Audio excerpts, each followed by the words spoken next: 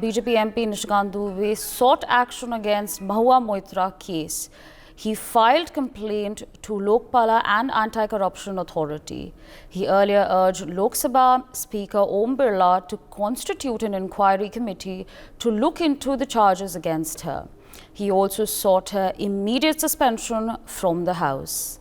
Now, Mahua Moitra retaliates by sending legal notice to BJP MP Nishikant Dubey and Jay Anant Dherdai over the defamatory allegations. She accused Dubey and Dherdai of attacking her reputation and goodwill to extract personal and political agenda. All right, viewers, joining us on the broadcast is my colleague Santosh Kumar. Santosh, over to you to give our viewers more details on this.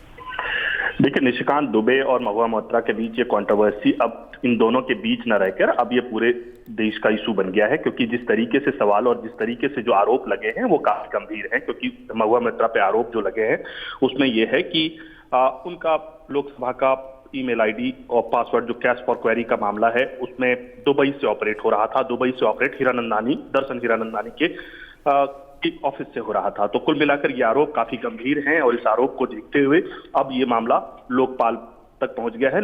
Nishikant Dubey ने लोकपाल में शिकायत की है। लोकपाल में शिकायत के बाद अब देखना पड़ेगा कि आगे की कार्रवाई कैसे आगे बढ़ती है। लेकिन कुल मिलाकर महुआ मोइत्रा के लिए आने वाला समय काफी मुश्किल भरा रहेगा, क्योंकि जिस तरीके से कंट्रोवर्सी चल रही थी, महुआ मोइत्रा जिस तरीके से अटैक्टिव मोड में थी और जिस तरह से आरोप प्रत्यारोप हो रहे थे, वो सब कुछ अब ये साफ दिखाई पड़ रहा है कि व्यवसायिक घरानों से अपने रिश्तों को लेकर जिस तरह पैसों के लेन देन के बदले में वो पूछताछ सवाल पूछ रही थी।